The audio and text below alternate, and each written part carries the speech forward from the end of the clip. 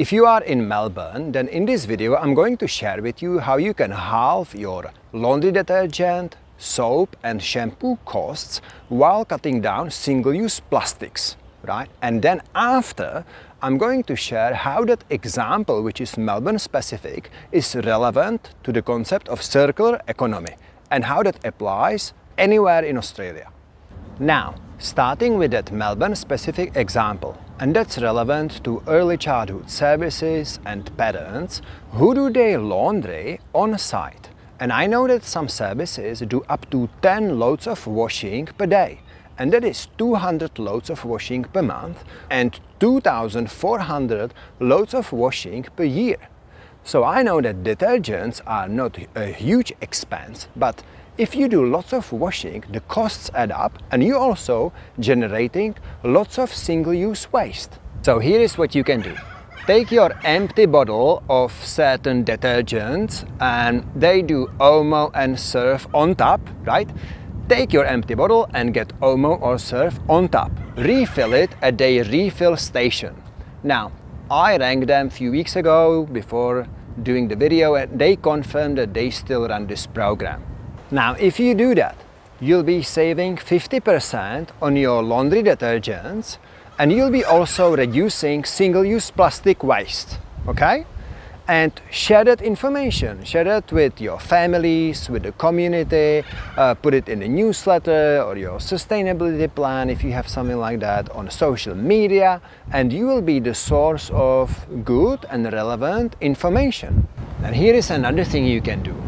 If you're getting food deliveries from Coles, you know that small red truck, and there are hundreds, if not thousands of services that use them every week, I would suggest you grab that empty bottle and ask the driver and say, hey, can you bring it back refilled? Driver's gonna probably say no, right? It's not on his job sheet, but you get the conversation started and you can send them an email, you can give them a call, or you can get children to put a letter together and mail it to Coles. And imagine if hundreds of services do this, then it's a powerful incentive for the people at the top of the company to actually even expand on this one refilling station of detergents that they have in that one store at Moonee Ponds.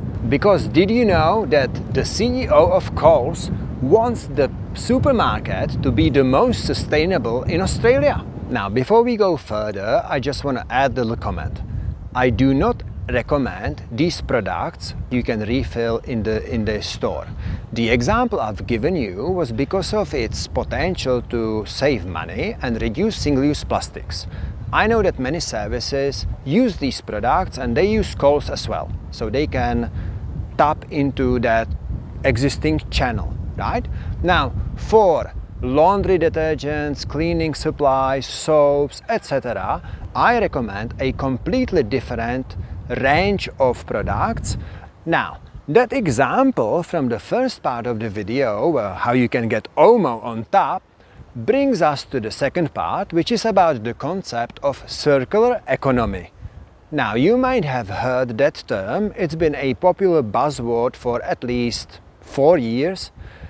In various government departments or corporations or designers like to do it. And basically what it means is, as you can see on the graph, we have raw materials which are often non-renewable, and then you have design, production, remanufacturing, distribution, and that's by the way where that Coles initiative that you can take advantage of, refilling your empty bottles, that's where it comes in.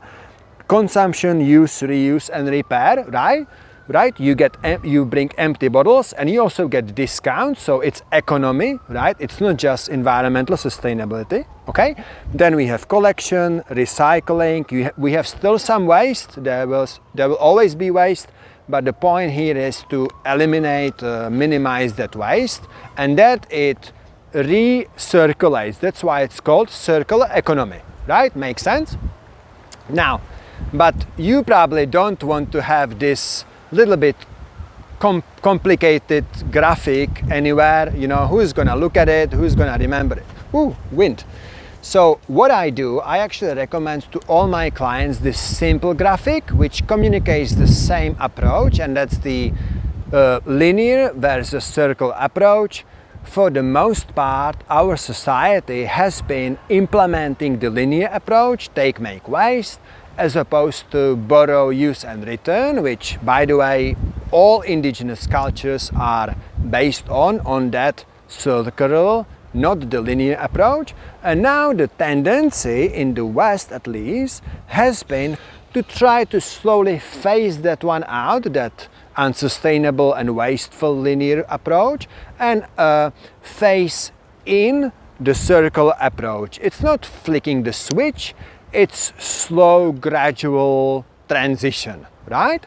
So I recommend the second graphic to you because everyone can get it in a second, but it's pretty much up to you. Alright, so today we touched on stuff that is related to waste reduction and circular economy, right? Which is related to my upcoming web classes called the WASTERMINATOR, right? We're gonna go very hard on waste. We want to be focusing on reducing, and not just any waste, but the waste type that is most difficult and problematic, right? So here is what you're going to learn. Number one, what are the 3 difficult waste types for most early childhood services and schools, and what you can do to reduce this difficult waste type. Number 2, what is the only waste type that contributes to climate change, and what you can do to reduce this waste type. Number 3, what did one large 120 place center do to reduce landfill waste by 1/3 and save money? And number 4, what could be the biggest waste reduction opportunity for many early childhood services or parents with young children in the country? It's kind of like an emerging trend.